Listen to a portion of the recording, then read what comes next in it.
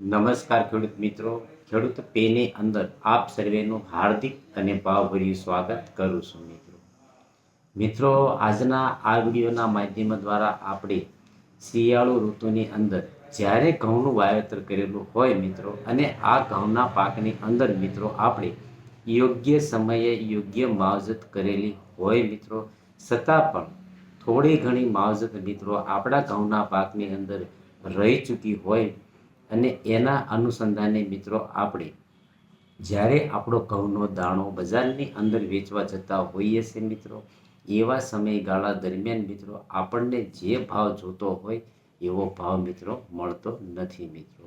એનું કારણ એ હોય છે કે આપણા ઘઉંના દાણાની અંદર મિત્રો ચળકાટ આવેલું નથી હોતું મિત્રો, અથવા તો મિત્રો આપણો દાણો કોડિયો થઈ ચૂકેલો હોય છે મિત્રો, કે જેના થકી આપણા ઘઉંના પાકની અંદર સારામાં સારું વજન પણ પૂરાતું નથી, ચળકાટ આવતો નથી, કોડિયો દાણો હોય છે મિત્રો. તો મિત્રો આવા જો આપણા ઘઉંના પાકની અંદર પ્રશ્નો થતા હોય તો મિત્રો ખાસ કરીને આપણે ઘઉંના પાકની અંદર યોગ્ય સમયે મિત્રો આપણે યોગ્ય માવજત કરવી પણ ખૂબ જ જરૂરી બનતી હોય છે મિત્રો. તો મિત્રો આજના આ વિડીયોના માધ્યમ દ્વારા આપણે ઘઉંના પાકની અંદર કયા સમયે કયું વોટર સોલ્યુબલ ખાતર એવું વાપરીએ કે જેના થકી આપણા પાકની અંદર સારામાં સારું ઉત્પાદન મળી રહે, અને મિત્રો એ જે ઘઉંનો દાણો છે એની અંદર સારામાં સારું ચળકાટ, અને મિત્રો એની અંદર સારામાં સારું વજન, અને આપણો દાણો કોડિયો ન રહે મિત્રો. બજારની અંદર આપણે જ્યારે આપણો ઘઉંનો દાણો મૂકેલો હોય મિત્રો, તો બીજા બધા દાણા કરતાં આપણો દાણો અલગ તરી આવે, અને મિત્રો આપણને સારામાં સારો ભાવ વધારો મળી રહે મિત્રો. તો મિત્રો આમ જોવા જઈએ તો ઘઉંના પાકની અંદર જ્યારે લગભગ 25થી 30 દિવસની આજુબાજુનો આપણો છોડ થયેલો હોય એવા સમયે મિત્રો આપણે કોઈ પણ પીજીઆર સાથે અથવા તો મિત્રો વોટર સોલ્યુબલ જે 19-19-19 ખાતર આવે છે મિત્રો, જેની અંદર 19% નાઇટ્રોજન, 19% ફોસ્ફરસ અને મિત્રો 19% પોટાશ આવેલું છે, એનો તમે જો છંટકાવ કરશો તો સારામાં સારો વૃદ્ધિ વિકાસ થશે, અને મિત્રો નવી નવી ફૂટ પણ આવતી હોય છે મિત્રો. હવે જ્યારે આપણો ઘઉંનો પાક લગભગ 35થી 40 દિવસનો થયેલો હોય એવા સમયે મિત્રો આપણે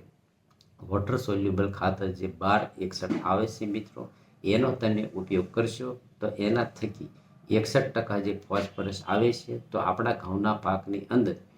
મૂળિયા મજબૂત થશે, અને મિત્રો નવી નવી ફૂટ આવશે મિત્રો. અને નાઇટ્રોજન હોવાથી મિત્રો આપણો ઘઉંનો પાક પીળો થતો નથી મિત્રો. ખાસ કરીને આ જે ફોસ્ફરસ ઘઉંના પાકની અંદર ઉપયોગ કરવામાં આવે મિત્રો, તો જ્યારે આપણો ઘઉંનો પાક પાકતો હોય છે એવા સમયે કુદરતી વાતાવરણની અંદર જો ફેરફાર આવે, જેમ કે થોડી ઘણી હવા આવે અને આપણો પાક મિત્રો જમીન સાથે ઢળી જતો હોય છે, તો એ મિત્રો આપણો પાક જમીન સાથે ઢળશે નહીં, અને મિત્રો આપણને સારામાં સારો ફાયદો થશે મિત્રો. હવે જ્યારે ઘઉંનો પાક આપણો 55થી 60 દિવસનો થયેલો હોય એવા સમયે મિત્રો આપણે 0-52-34 જે વોટર સોલ્યુબલ ખાતર આવે છે એનો ઉપયોગ કરશું તો એના થકી પણ આપણા પાકની અંદર સારામાં સારું ઉત્પાદન મળી રહેશે મિત્રો. એનું કારણ એ છે કે 52% ફોસ્ફરસ આવે છે મિત્રો, અને એની સાથે મિત્રો 34% પોટાશ આવતું હોય છે મિત્રો.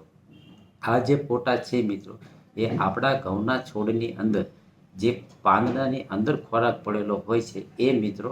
આપણા જે ઘઉંના પાકની ડુંડી છે એની અંદર સારામાં સારો દાણો બેસાડશે, દાણાની અંદર શાઇનિંગ આપશે, અને મિત્રો દાણો કોડિયો નહીં થવા દે મિત્રો. તો વજન પણ પૂરશે, જેથી કરીને આપણા ઘઉંના પાકની અંદર આપણને સારામાં સારું ઉત્પાદન મળશે મિત્રો. હવે જ્યારે આપણો ઘઉંનો પાક 70થી 80 દિવસનો થયેલો હોય એવા સમયે મિત્રો આપણે વોટર સોલ્યુબલ ખાતર જે 0050 આવે છે મિત્રો, એનો તમે ઉપયોગ કરશો તો આ 50% પોટાશ મિત્રો આપણા ઘઉંના પાકની અંદર જે દાણો બને છે એની અંદર સારામાં સારું ઉત્પાદન વધારશે મિત્રો. તો એકવાર મિત્રો આવી રીતે આપણા ઘઉંના પાકની અંદર જો ટ્રીટમેન્ટ કરવામાં આવશે તો સારામાં સારા પરિણામો પ્રાપ્ત થશે મિત્રો. આ વિડીયોના અનુસંધાને મિત્રો હું તમને એવું જણાવવા માગું છું કે હકીકત આ જે વોટર સોલ્યુબલ ખાતરો આવે છે મિત્રો ખૂબ જ નહિવત કિંમતમાં આવતા હોય છે. પરંતુ મિત્રો યોગ્ય માવજત જો આપણા ઘઉંના પાકની અંદર કરવામાં ન આવે તો મિત્રો હકીકત આપણને ઘણું બધું નુકસાન જતું હોય છે મિત્રો. તો મિત્રો આવી અવનવી માહિતી અને મિત્રો યોગ્ય સચોટ માહિતી મેળવવા માટે ખેડૂત પેનો તમે રૂબરૂ કોન્ટેક કરો અથવા તો મિત્રો ફોન કરો 90 81 81 38 81 પર હસતું.